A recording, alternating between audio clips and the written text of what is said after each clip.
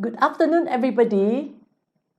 Thank you for joining me this afternoon at Island Hospital Facebook Live. I'm Dr. Hwang Yee Chern. I'm a consultant pediatrician and neonatologist, which means I'm a specialist in children, and my subspecialty is looking after newborn baby and also premature baby. So naturally, as a pediatrician neonatologist, I want to give the best start to all my little patients and little judges. How do I do that? None other than giving them the best nutrition from the start of life. That is by giving them the liquid gold, the breast milk.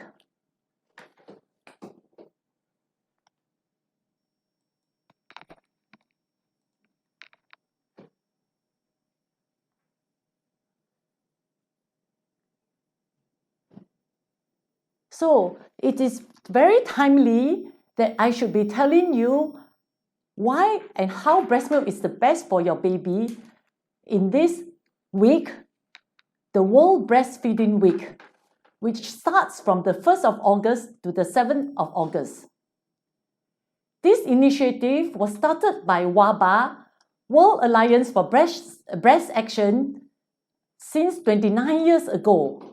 It is also supported by WHO, World Health Organization, UNICEF, and participated by more than 120 countries in the world, including Malaysia. It is also an affirmative and supportive action for our state government's vision of making Penang breast-friendly.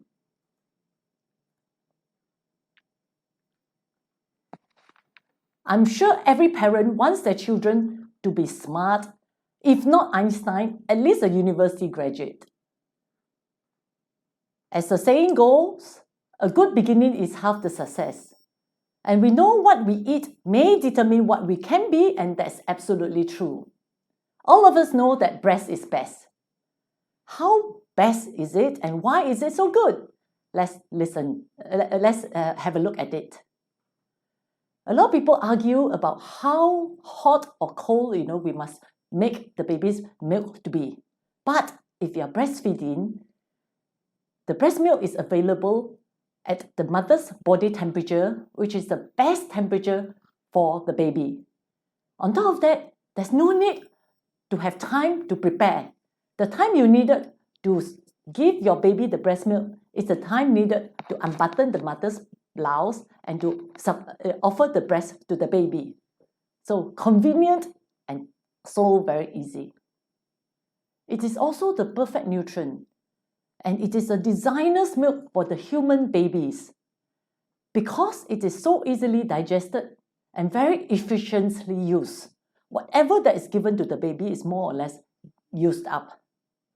That is part of the reason why when the baby passes, when exclusively breastfed baby passes stool, the stool is very watery and not a lot of residue is inside. It's a little bit like tofu hua or, like soya bean, soya bean curd that is yellow in color or like kunyit. And this is absolutely normal. And sometimes they can pass up to 7 to 10 times of stool. Provided the baby is well, no vomiting, it is totally acceptable. And you don't have to worry about it. Don't stop breastfeeding because, other people tells you that your baby is having diarrhea. This is not true. This is normal breastfeeding stool. Let's look at the different components inside the breast milk. The protein inside breast milk. When we compare breast milk with infant formula, we normally compare it against cow's milk. This is because most of the infant formula is made up of cow's milk protein. Of course, this day and age, there are a lot of other, protein that's been used by cow's milk, like soya, and other type of milk or vegetable. But cow's milk is still the most predominant protein used in formula. So we will then compare it against breast milk. Let's look at the protein inside the cow's milk and the breast milk. In breast milk, there's 60% whey and 40% casein. As opposed to cow's milk, more casein, 80%, than whey. And whey protein is the protein that can be easily digested. which contains lactoalbumin, whereas casein is not as easily digested. On top of that, the type of whey and casein inside the breast milk, it is the protein that can be recognized by the baby's body as self, and therefore the risk of allergy is not there at all. Since a long time ago, our human body has actually programmed inside us that we should recognize the protein inside breast milk as our own, and therefore will not produce antibody to try to fight it or get rid of it. Whereas the same cannot be said about infant formula that is made up of cow's milk or other type of milk. There is a risk that the human baby's body might recognize the foreign protein as foreign, and in very allergic or sensitive family, the babies might produce antibody to try to get rid of the foreign protein, and therefore causing allergic reaction. How about the fat content? Triglycerides. In the breast milk, olein is more than palmitin and stearin. Again, it is not important to remember the name, but it's enough to know that olein is a type of fat that can be easily digested and absorbed compared to palmitin and stearin. In cow's milk, there are more palmitin and stearin, which is not as easily digested as olein. Essential fatty acid is a type of long-chain fatty acid, which I will talk about a little bit more later on. Unless it's added in infant formula, it is not present in cow's milk or in infant formula. Lipase is a type of live enzymes that is present in breast milk that can help to digest the fat inside the milk, whereas it is not present in cow's milk nor infant formula.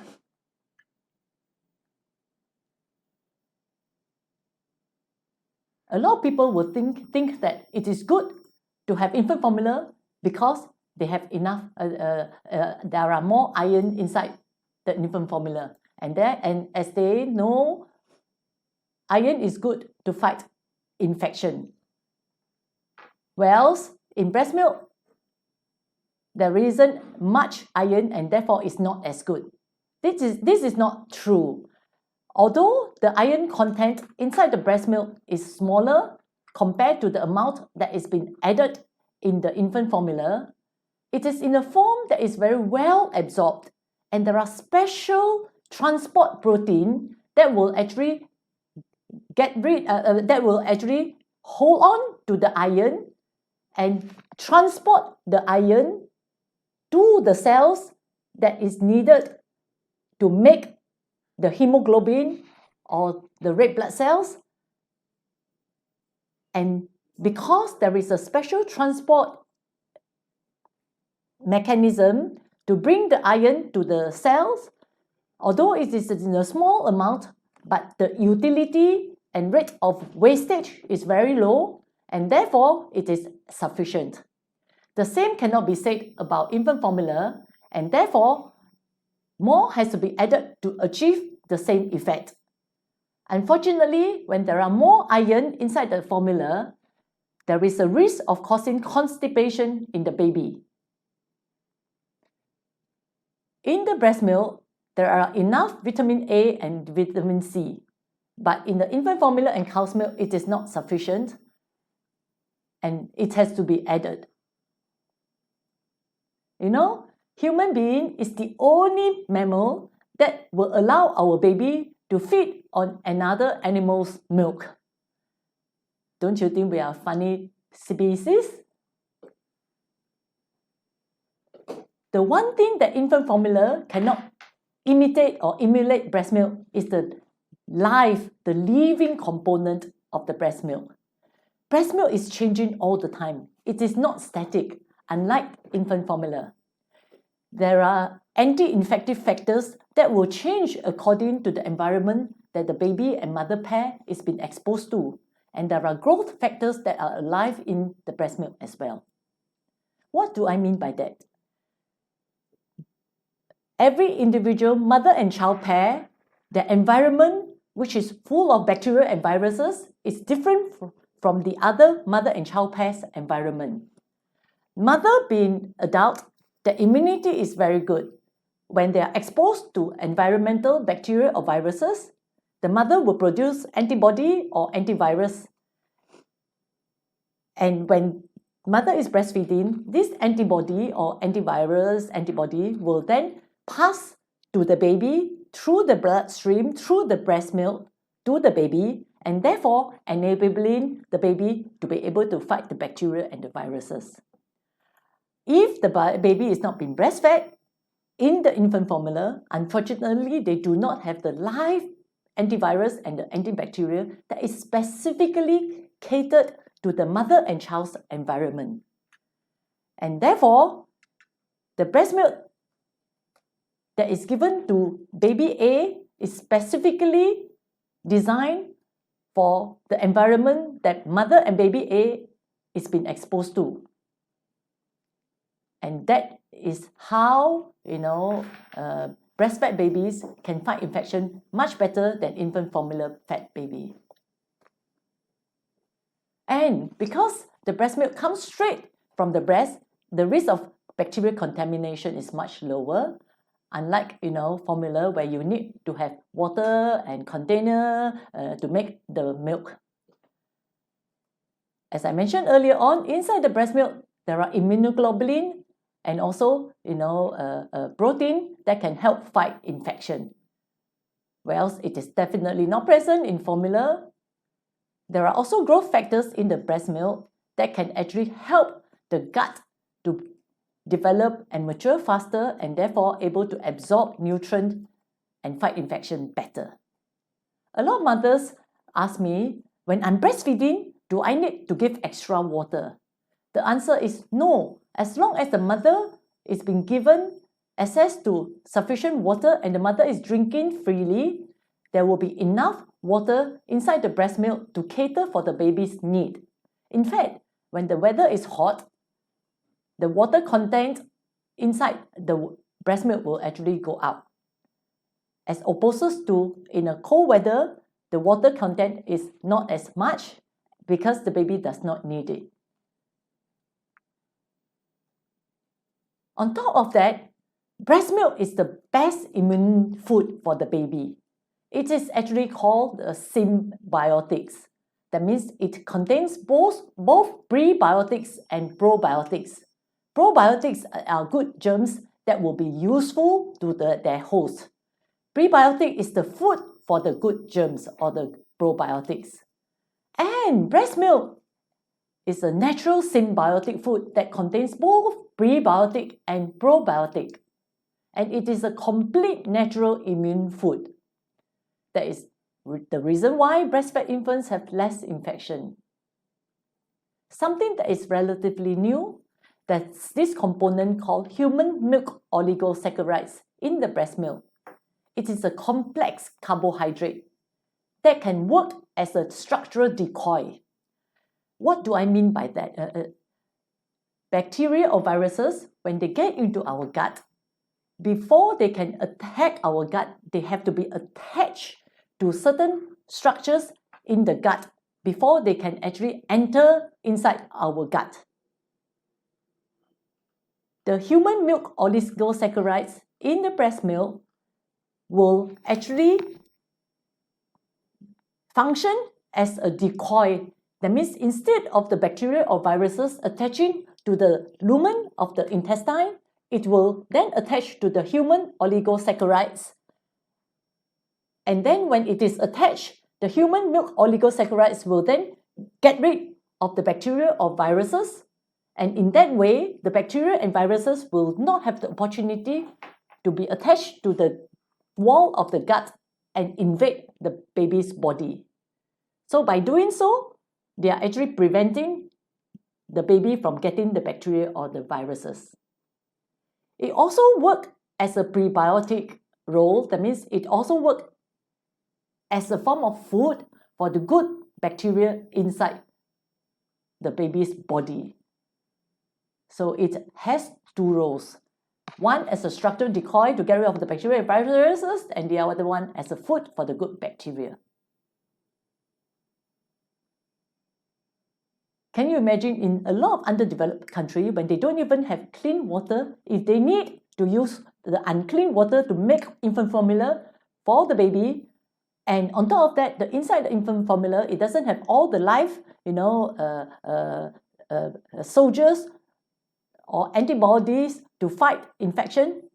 You can imagine how the risk of acute gastroenteritis and infection is much higher if they're fed with infant formula rather than breast milk. As I mentioned earlier on, breast milk is dynamic and changes in its constituents all the time. From the baby is born until, the baby is much older.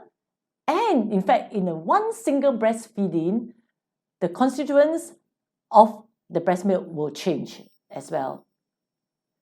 Colostrum is the first milk that is produced by the mother immediately after delivery and also in the first few days after delivery. It can be thick and yellowish or it can be clear in color. Although it's small in quantity, but it is more than sufficient to sustain a newborn for the first few days of life. A lot of mothers ask me, hey, I don't see any breast milk dripping out of my breast. Do I need to give my baby infant formula until I can produce more milk? The answer to that is no. Colostrum is very small in quantity. Sometimes it's only 4 ml or even less. But it is more than sufficient to actually meet the demand of the baby's need in the first few days. It is very rich in antibody that will help to fight infection and allergy. It contains many white cells that will fight against bacteria and viruses.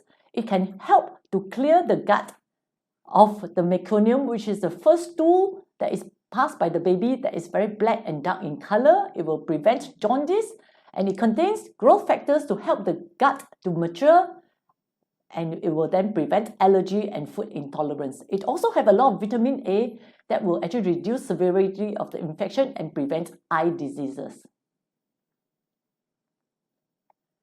In fact, the colostrum is called the liquid gold, the first breast milk. It will help with early brain development. It is also the first provision of immunity from mother to the child. Surprisingly, when we check the baby's gut, you can find that the baby contains a lot of good bacteria. Breastfed babies, it can contain a lot of good bacteria called lactobacillus and bifidobacillus. And they are actually of the same species as the mother. So in other words, the baby has already acquired, breastfed babies have already acquired the good bacteria from the mother. How do they do so? They do so by getting it from the breast milk, the so-called enteromammary transfer. That means transfer from the mother's breast milk to the baby's gut. It can also provide very good nutrition for the baby as well. Even in one single breastfeeding, the milk content of the breast milk is also very different. Full milk is the beginning of the milk that is produced at the single feeding. High milk is the milk that is produced towards the end of the breastfeeding. Full milk is very bluish in color. The volume is larger. It contains more water. It has more protein and lactose as compared to high milk, which is smaller in quantity, more white, and contains fat. Then you scratch your head and say, oh, why does nature have to do that? Go through all the hassle of changing the content of the breast milk in one single feeding. It actually has survival, value. Don't forget, a long time ago, human being is being hunted and we are hunters. As soon as we are in a safe environment, the human mother must make sure that the baby is given something that can ensure survival. So if all of us, if we are marooned in an island, do you think if I give you a choice between having water or food, which one will you choose first? Will you choose water or food? Naturally water, because we can survive longer by having water as opposed to not having water and having food. The same with human being. if there is a chance to provide food for the baby, we must make sure that baby is given more water than food. So that's the reason why at the beginning of the feeding, water should be given to the baby to ensure survival first, before towards the end of the feeding, when the fat contents of the milk goes up to provide, to give the luxury of putting on weight.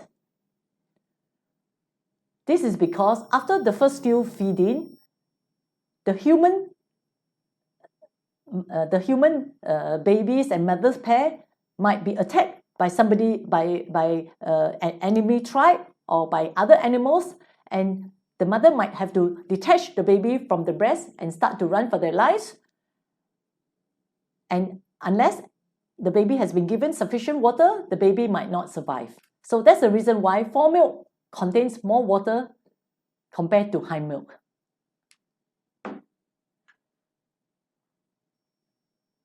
As I mentioned earlier on, exclusively breastfed baby do not need to have extra water. This is because if the weather is hot, the water content of the breast milk will be higher, and if it is a humid weather, the water content will be lower. Some babies are born premature, and although the mother might be quite weak after the premature delivery, we would still encourage the mother to provide her milk to the premature baby. This is because her milk will be more suitable for her baby compared to milk from other mothers at different gestational age. Why is that so? This is because milk that is produced by the mother will be specifically designed to cater for the metabolic demand of the baby at that particular gestational age.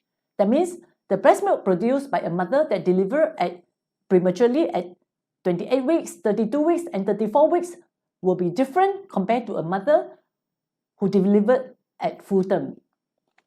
That's the wonderful and mysterious part of breast milk that infant formula cannot copy. Remember, I was telling you about how breast milk contained substance that can help the child's brain development? Yes, so far we have proven beyond doubt that exclusively breastfed baby compared to infant formula fed babies have higher IQ and smarter, both in full term and in premature babies. This is shown by this very excellent study that was done in 1998 by Howard and Ferguson, in New Zealand. They followed two groups of children, one group exclusively breastfed, the other group, infant formula fed. They followed them for 18 years and actually longer, and they compared their academic achievements and their physical achievements as well. And they have found that exclusively breastfed children have higher IQ and greater academic achievements compared to their infant formula fed friends. What is it inside the breast milk that is causing all these wonderful things? Frankly speaking, we are not 100% sure, but we think that it is due to the DHA, or the docosahexaenoic acid. Don't really need to know the long name, but it is a type of essential fatty acid. It is a type of dietary lipid that is important determinant of the structure and function of the brain. DHA is found to be high in breast milk, especially in breast milk of mothers whose diet is rich in fish. For example, the Eskimo mothers. In infant formula, unless it's added, it is not there. It is a type of long-chain polyunsaturated fatty acid. It is derived from essential fatty acid.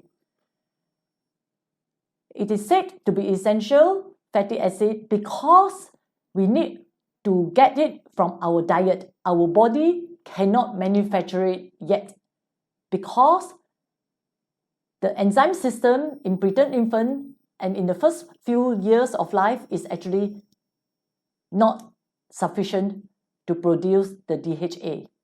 And therefore, the only source is from the food that the baby is being given, or the milk. It is important building blocks for cell membrane, brain, nerves, and blood vessels, and therefore essential for brain and eye development, important for learning, memory, vision, and coordination. Can you imagine those unfortunate people who's been given infant formula without the breast milk when it was not fortified inside the formula? Prolonged breastfeeding can also reduce the incidence of a lot of allergic reactions, allergic diseases, like for example asthma, eczema. Eczema is a condition whereby, allergic condition of the skin, whereby they've got very itchy rash and they will scratch until it bleeds. Childhood diabetes, inflammatory bowel diseases, dyslexia. Dyslexia is a form of learning difficulty whereby the children are not stupid, but they are not able to read and write very well. The words might be upside down or left to right or jumping around. Attention deficit disorder and hyperactivities. We keep on talking about advantages for the babies. How about advantages for the mothers? Of course, there are a lot of advantages of breastfeeding for the mother as well.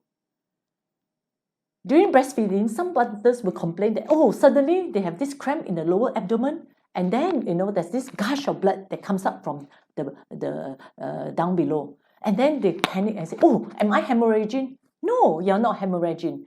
During breastfeeding, electrical impulses are being sent to the base of your brain, and the base of your brain will then produce prolactin and oxytocin, which is a type of hormones that will then stimulate the uterus, that will actually stimulate all the smooth muscles in your body, including the breast tubules that will help to eject out the breast milk, and also the uterus. The smooth muscles is also present in the uterus.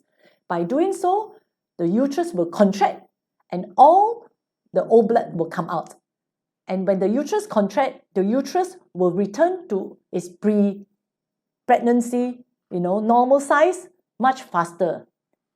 So if you were to add up the blood loss of all the mothers, comparing those who are breastfeeding and non-breastfeeding, the total sum of blood loss from the non-breastfeeding mothers will be higher than the blood loss of breastfeeding mothers, although there might be apparent loss of blood during breastfeeding. This is because the uterus actually returned to its normal size much earlier compared to their non-breastfeeding, friends.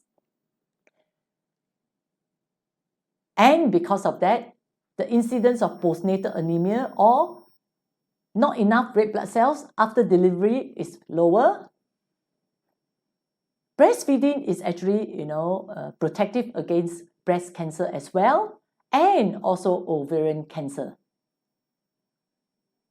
For those of you who wants to return to pre-pregnancy beautiful slim cells, none other than breastfeeding. It is good to know that out of the 700 calorie the average of 700 calories that we need per day for breastfeeding, 200 calories literally melts away comes from the fat of the mother's body, and your fat will literally melt away from your body without having to do a lot of exercises, or all the Mary France wrapping and things like this. Of course, the 500 calorie has to come from the diet that you eat. So provided you don't overeat, you will lose weight very fast by breastfeeding. The mother and child bonding is very good as well if you are breastfeeding. There's a close and loving relationship between mother and child, because after all, your child depends only on you and you alone to be given his or her nutrition. The mother will be very satisfied emotionally, and you will have a more contented baby.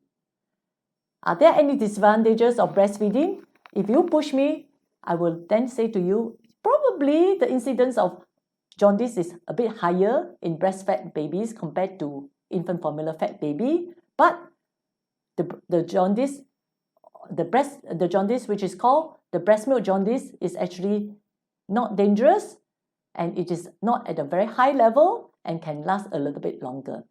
This is also a slide to remind me to tell you that when you're breastfeeding, you must be careful with what you take because there is a risk of the food or medication that you take passing over to your baby through the breast milk.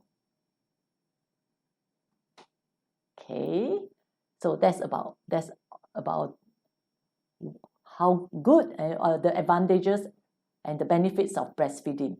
And how do we actually go about doing breastfeeding?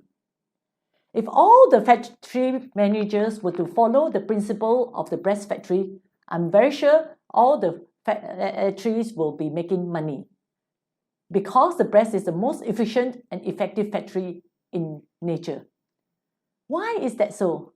This is because the breast factory actually follows the principle of industry. And what is the golden principle of industry? The golden principle of industry is if there is demand, if there is increased demand, there will be increased supply. When there is no demand, there should not be any supply to avoid wastage.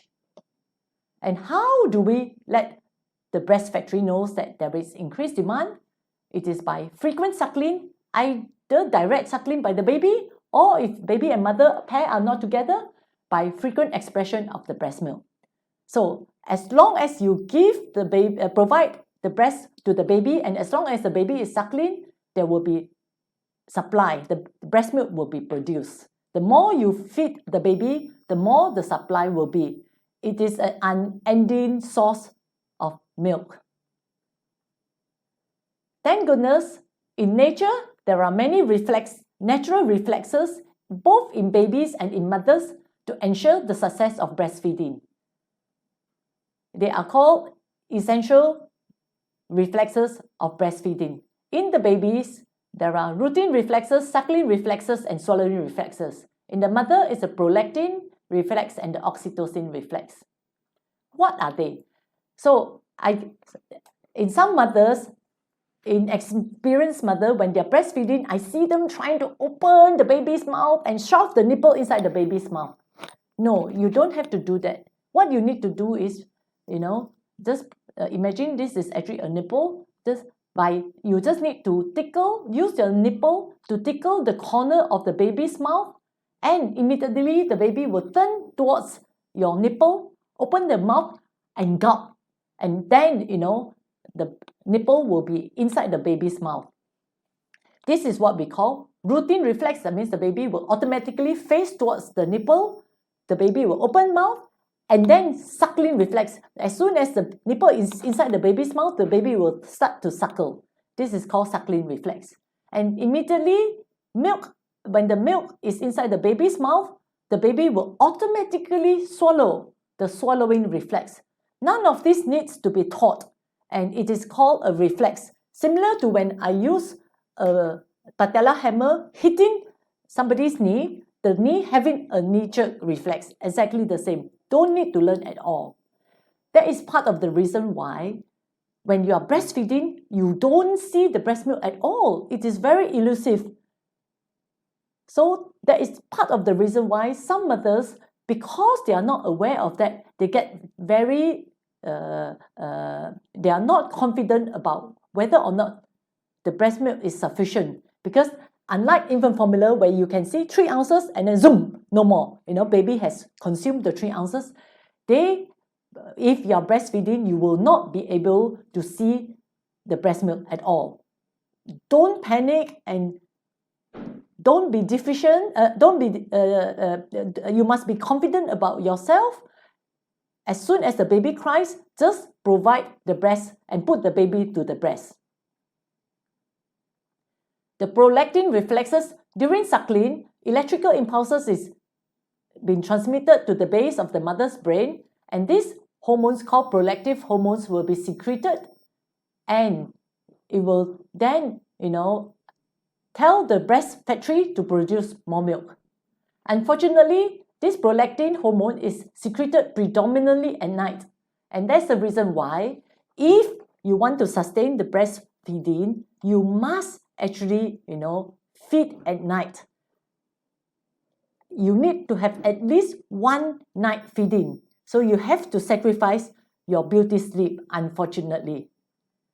This is also the hormones that will actually suppress the ovulation. That is the reason why when you're breastfeeding, the chance of you getting pregnant is actually lower. But it's not 100%. So don't use it as the only means of contraception. You can be caught. As mentioned earlier on, oxytocin is also a hormone that has been released during breastfeeding. It will then help, the milk being ejected out from the milk tubules into the baby's mouth, and the same hormones will be the one that helps the uterus to contract and go back to its original size much earlier on. If the mother and baby pair are together often, when there's skin-to-skin contact between mother and child, oxytocin will be produced more. However, if the mother is worried or stressed, or if there's pain or doubt about her own ability to breastfeed, oxytocin reflex will be inhibited and oxytocin hormones will be secreted less. There are inhibitors in the breast milk that will be produced if the breast milk is not being excreted, if the breast milk is not being released from the breast. In other words, if we do not put the baby to the breast often, or if we don't express the breast milk when the baby and mother are not together, the breast will stretch. The breast milk will accumulate inside the breast, and inhibitors will be produced to tell the breast factory not to produce any more milk. And by doing so, milk production will come down. In other words, if you want breastfeeding to be successful, if you want to have good milk supply, you have to constantly stimulate the breast by putting the baby to the breast or manually expressing if the baby is not with you. How to ensure successful breastfeeding? You must have a hungry baby. If a baby is not hungry, the baby will not suckle well, and the breast factory will not be asked to produce breast milk. To ensure a hungry baby, do not give the baby milk any other milk other than breast milk. Therefore, no supplement and no bottle feeding. The reason bottle feeding is being discouraged is the baby can have what we call nipple confusion.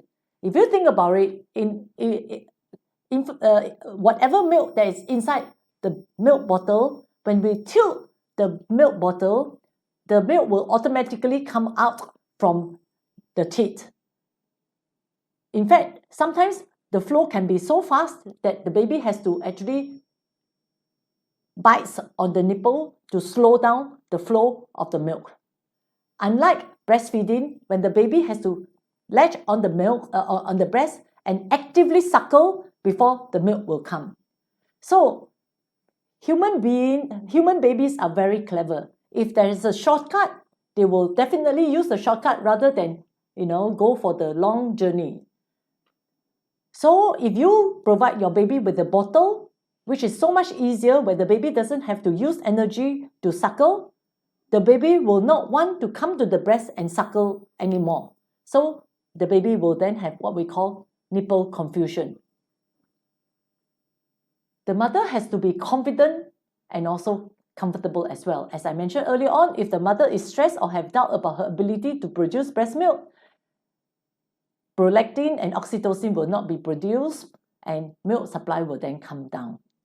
The suckling position is also very important.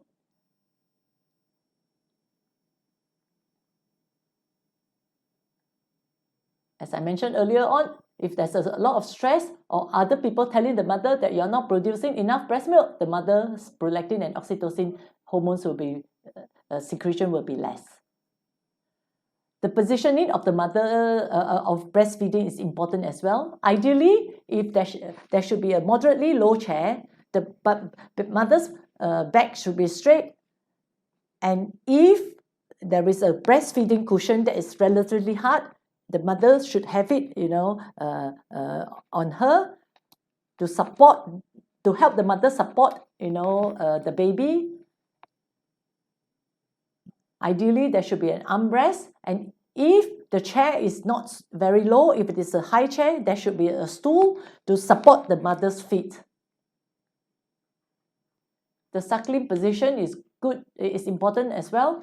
Always bring the baby to the mother, not the mother to the baby, because if the mother were to be brought towards the baby, eventually the mother will have backache. Mother and child axis should be horizontal. This is because if the mother and child's axis is horizontal, the baby's nostril is away from the breast. Whereas if you do it this way, the baby's nose will be obstructed by the breast, especially for those mothers with quite bulky breasts. The mother's shoulders should be relaxed with a straight back, as I mentioned earlier on. There are many different positions for the mother and baby pair, whichever is comfortable for you. This is a good position if the mother were to have cesarean section, so that the baby does not impinge on the cesarean scar. A sling to help take the weight of the baby a little bit away from the mother a little bit. This is a good position for a relatively small baby, with the other hand supporting the breast. A lot of mothers give up feeding because they cannot stand the arduous night feed. They get very sleepy and tired because of the long night feeding hours. So this is a very good position at night, so that mother and child can lie down together with the axis of the body parallel to each other. As the baby suckles, the mother can rest, and after suckling, after the baby is satiated, the nipple will fall out of the baby's mouth, and the baby can continue to lie on the bed and fall to dreamland. The attachment is very important. This is the anatomy of the breast that is relatively important for all of you to know. Some mothers say, oh, I've got small breasts, so therefore I will not be able to produce enough milk. That is not true. The number of breast milk producing cells or the breast factory is more or less similar in big size, in big breasts or small breasts. The size of the breast is determined by the fat tissue in between the breast milk producing cells. So whether or not you have big or small breasts, your ability to produce breast milk is the same. So these are breast milk producing cells. Breast milk is being produced here, and then it will drain down here, and it is stored in this lactiferous sinuses or storage tank. And when the baby suckles, milk will then be ejected out into the baby's mouth here. I want you to see the color of the skin surrounding the storage tank. It is relatively darker in color, and this is called the areola of the breast. The reason I want to highlight this is because some babies only suckle here, and this is called nipple suckling. When they do nipple suckling, the breast milk that is stored in the sinuses is not being squeezed out into the baby's mouth, and therefore the baby gets very frustrated because they are not being fed, milk is not in their mouth, and then they will suckle even more, and by doing so, it will then create nipple sore. So it is important for the baby's tongue to be down here and the hard palate to be up there, massaging and squeezing the milk from the lactiferous sinuses. What do I mean by that? Okay, this is a diagram to show. As you can see, the tongue and the hard palate is actually squeezing on the lactiferous sinuses or the storage tank of the breast milk so that it can then flow straight to the back of the baby's mouth. Unlike here, where the baby is actually suckling on the nipple and the breast milk in the storage tank is not being squeezed into the back of the baby's mouth at all. So this is wrong. This is called poor attachment, nipple suckling, wrong. This is the correct suckling. Of course, not all of the areola needs to be inside the baby's mouth. Don't try to push everything inside and suffocate the baby. So as I mentioned earlier on, if the attachment is bad, the baby will continue to suckle and it will cause sore nipple and fissures, and breast milk is not being removed effectively. The breast milk will be congested and then there will be engorgement. And if you do not release the engorgement, you'll get stasis, and then the mother will have pain, and then there will be bacterial infection. The mother will then get what we call mastitis or inflammation of the breast, and in worst case scenario, there will be abscess formation. How long should I feed my baby for? One of the most commonly asked questions. The question is, and how many times? The answer is, feed the baby as long as the baby wants to and as frequent as the baby wants to. Some mothers will ask me, I've been advised to give the baby 20 minutes every time. So they time themselves, and when 20 minutes is up, they literally pull the nipple out of the baby's mouth. Don't do that. As long as the baby wants to suckle, let the baby suckle. This is because the time and length of suckling varies from one child to another. Some babies are big and lasty, and they are very energetic, and they are able to suckle very well. Well, some babies are very gentle and they are not as strong, and every single gulp is very small, and not a lot of milk will get into their mouth. So this type of baby will need longer period of time, and they might need to be fed more frequently. So it is not unusual for breastfed baby to be on the breast for up to 1 hour or 1.5 hours, especially at the beginning of your breastfeeding career, before the full lactation is established. So don't think that your breast milk is not sufficient if your baby is on the breast for up to 45 minutes to an hour. Eventually, you'll be glad to know, the baby will auto-regulate, and as the baby grows, the demand for the breast milk will be more regular. Another thing that I like to stress is babies do not grow in a steady growth rate. They grow in spurt. There are times when they're growing very fast, and that's the time when they need a lot of breast milk, and that's the time when they want to be fed very frequently. So don't think that your baby gets hungry so fast as soon as you fed the baby. It is because of not sufficient breast milk. Your baby might be going through a growth spurt, and therefore, if there is demand, there should be supply. If the baby is growing, if you don't supply the baby with more breast milk, the baby will not grow.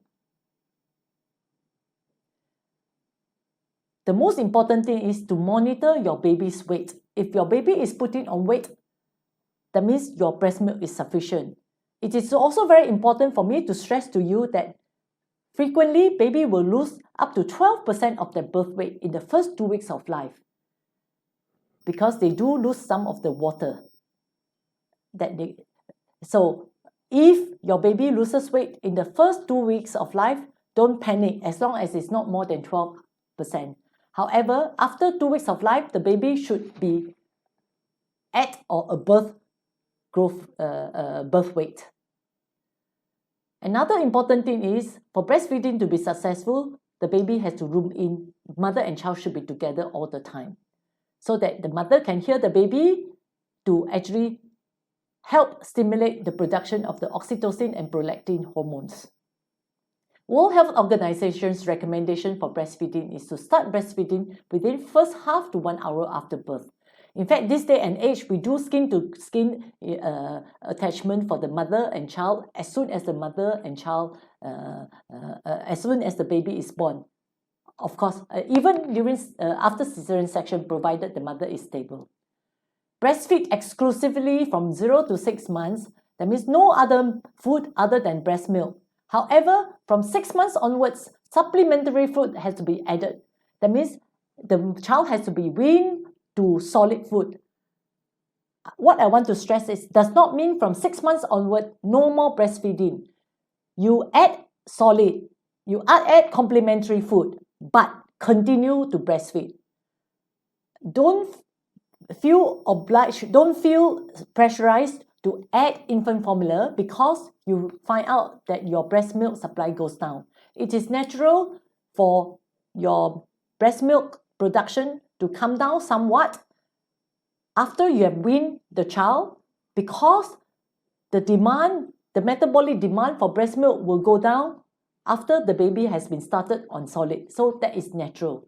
So you just have to go by the natural cue given by nature or by the wonderful breast factory. Ideally, you should breastfeed for 2 years as recommended by WHO. I've mentioned that. So colostrum is more than sufficient, although it's in small quantity in the first few days of life. Usually, the true milk production will start at 3 to 4 days when your breast becomes very congested and feel like a papaya already. Exclusive breastfeeding means no addition of infant formula. As soon as the baby cries, put the baby to the breast.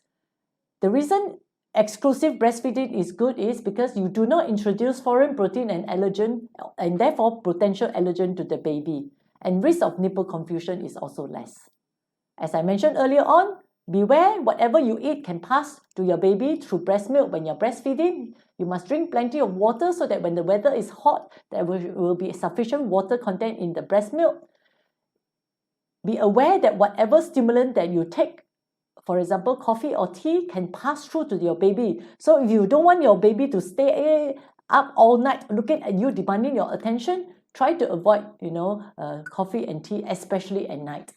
If your baby is a gassy baby, you might want to avoid gas-producing food like onion, tomatoes, and beans. Doesn't mean you cannot take, you can take, but in moderation. There are some thoughts, there are some saying that, ginger, sesame oil, and can actually, make the jaundice worse. If you do not eat excessively, it should be okay. However, through experience of a lot of my colleagues, they have found that, this Chinese herbs called sohab or suheyan that is commonly given during confinement do seem to actually contribute somewhat to the severity of the baby's jaundice. It is just an observation. We do not have proper study to prove it. So if you are breastfeeding and if your baby is jaundice, maybe you should avoid, sohab or unknown herbs until your baby is not jaundice. Alcohol can be consumed in small quantity. It is common for mothers during confinement to take some the Chinese mothers during maternity leave, during confinement, to take some wine and usually cook. So after cooking, a lot of the alcohol would have already evaporated. So that is relatively safe. As I mentioned earlier on, when you are breastfeeding, you must tell the doctor that you are seeing that you are breastfeeding, so that whatever medicine that your doctor prescribed for you should be either in a form that does not pass through to the breast milk, or if it does pass through the breast milk, it is also in a form that is safe for the baby to take. However, if your doctor were to tell you, I'm giving you this medicine, but it is not safe for you to breastfeed, you should then tell your doctors, I'm so sorry, maybe I should not take this medicine. I will go and see another doctor that can give me medicine that is safe for me to breastfeed. This is because this day and age, there are so many different types of medicine. It's really not much justification for a doctor to give you some medication that demands that you actually stop breastfeeding. Only in certain very rare conditions, rare diseases, for example, if you have cancer, or if you have tuberculosis, or you have psychiatric illnesses, then those type of medication, unfortunately, is not safe for you to breastfeed. Very rare. A lot of us would like to go back to work. However, does that mean that when we go back to work, we have to stop breastfeeding? No. We can continue to breastfeed, but we need to put in effort and we must learn how to do it. Of course, ideally is if we are able to bring the baby with us to our place of work. That means if you have a crash in the breast in your workplace. But unfortunately, that is not so most of the time. The good thing is most of us are given maternity leave for at least 2 months. In fact, it is our statutory rights. And during maternity leave, the mother should exclusively breastfeed for as frequent as possible. Initially, in the first 2 to 3 days, try not to use any breast pump, just direct suckling. After that, once your milk production is established, then you can start to think about expression.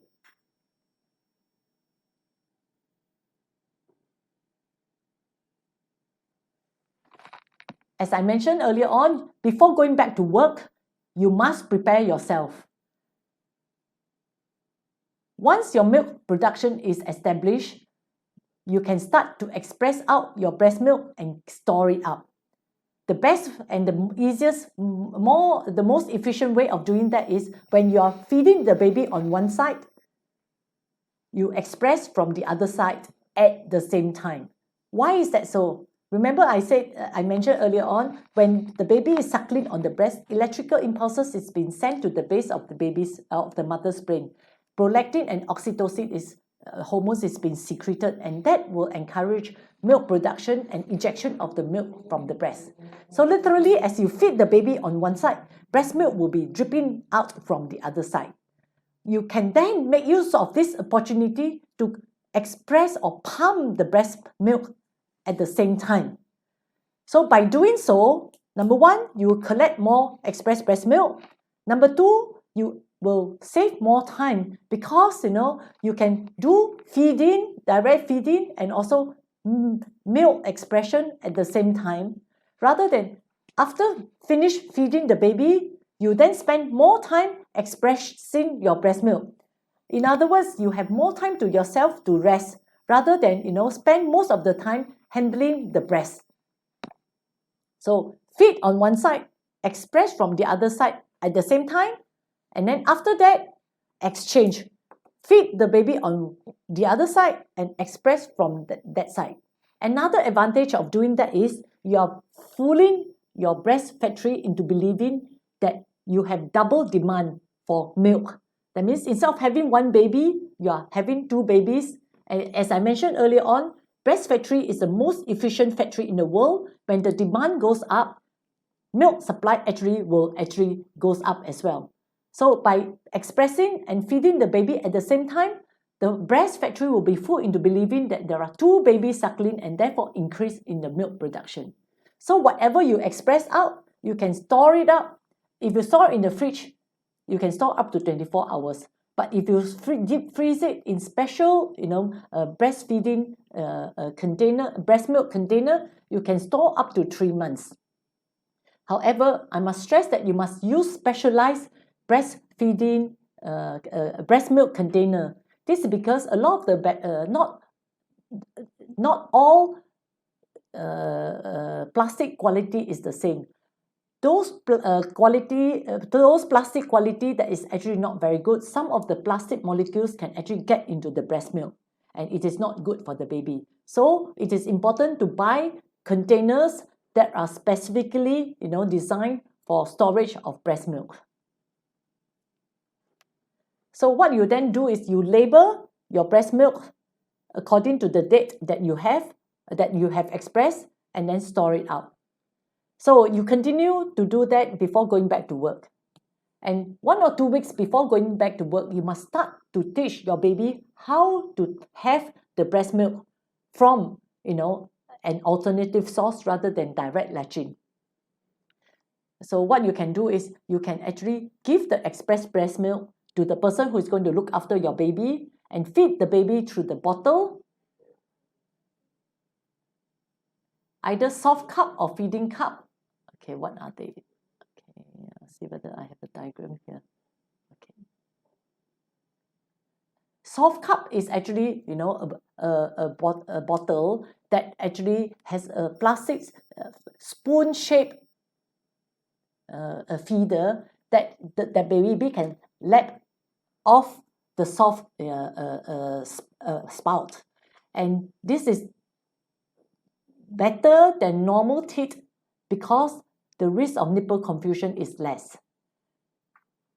Alternatively, you can use feeding cup, just a cup or spoon feed the baby. All this is to avoid bottle nipple confusion.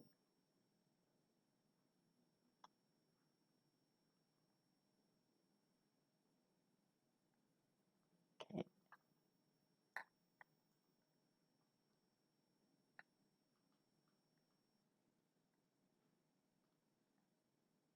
Sorry. Okay. How do you express the milk?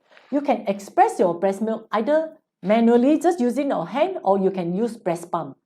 There are many different types of breast pump, can be battery driven or can be manual.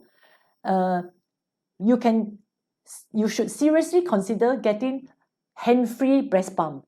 This is because if it is hand-free, it facilitates your breastfeeding the baby and pumping the breast milk at the same time. Because if it is not hand-free, you don't have enough pair of hands to handle the baby and the breast pump at the same time. So hand-free breast pump is very good. One of them that is very good in the market is the Freeme hand-free breast pump. As I mentioned earlier on, in refrigerator, breast milk can be stored for 24 hours. In the room temperature, can be up to 6 to 8 hours. If it is aircon, if it is in hot weather, 1 or 2 hours is plenty. You should not leave it out for any longer than that because there is risk of bacteria, growing in the breast milk, because breast milk is rich in sugar and also in nutrient, and it is a very good culture medium for bacteria. Try not to keep too much breast milk in one packet at the same time, because once you thaw it, you cannot freeze it up again. And definitely do not boil the breast milk, because when you boil it, you will denature the protein and no more, the nutritional value won't be the same. Once you thaw, don't refreeze. This is actually breastfeeding bra to facilitate, exposing the breast faster to the baby's mouth. This is actually breastfeeding pad, breast milk pad.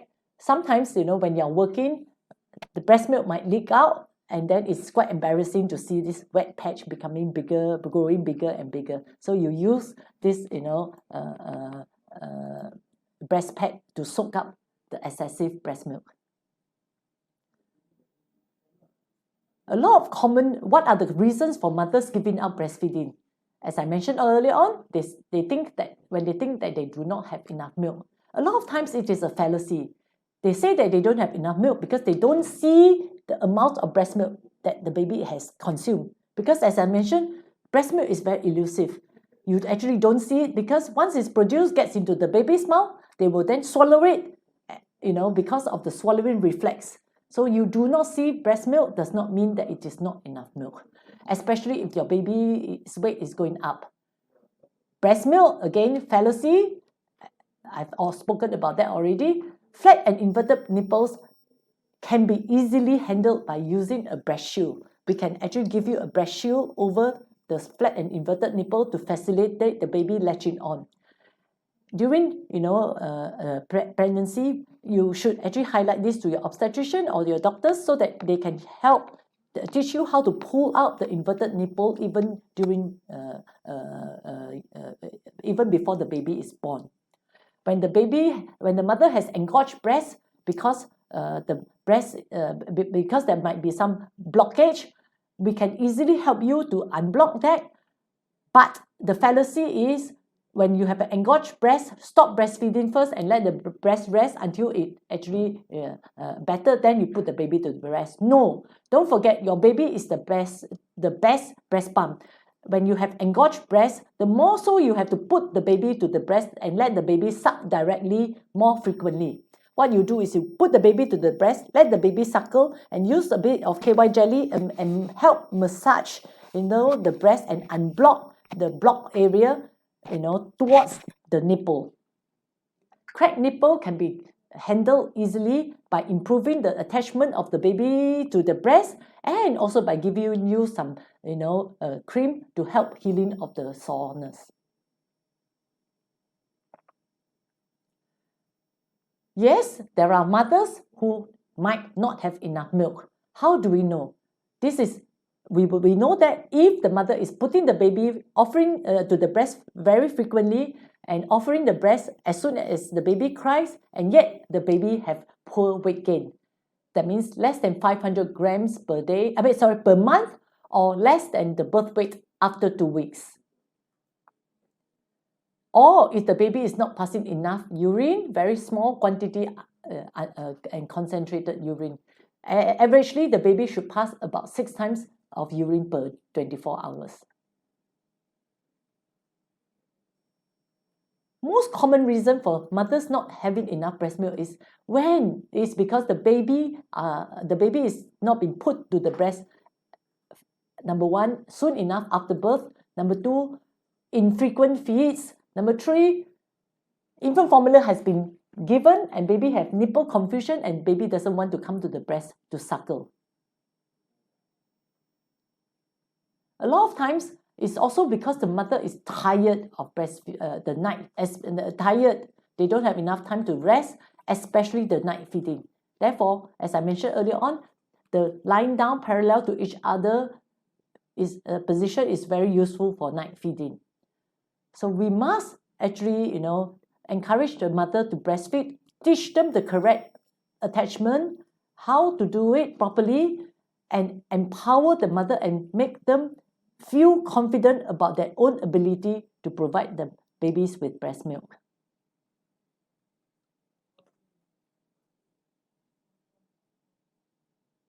Okay. All this I've mentioned earlier on. So all of us know that breast is best, and breastfeeding is physiological and natural. But unfortunately, there are a lot of factors that will distract and pull the baby from our breast. So we must stand together and help fight those unnecessary force that will deprive our baby of the best, the most natural nutrition that will help both our baby's physical, emotional, and immunological development. So breast is best. Journey is arduous. Journey is long. As I always said, it is not a 100-meter dash. It is a marathon. But as long as we train ourselves, as long as we equip ourselves with the correct mental, correct psychological strength, and the sufficient support from the professional and family surrounding us, we'll be able to do it. Especially when we see that our child is developing beautifully, both physically and emotionally, all the hard work is totally worth the while. Thank you very much for tuning in to listen to the talk. And for those of you who understand Hokkien, and of course there are some English subtitles, there are some, I have some talks also on pantang larang during pregnancy and confinement, some dietary advice is actually in our Facebook as well, Island Hospital Facebook. You can access to it. And there are some YouTube sessions for those who understands Mandarin on how to bring the family up in a healthy way, healthy and natural way. So you can take a screenshot of the YouTube so that you can actually have a listen to it if you want to. Okay, thank you very much. Let's see whether we have any questions and answer that I might be able to help answer. Okay. So thank you very much. I hope all of you will be able to breastfeed. Happy breastfeeding. See you soon. Bye-bye.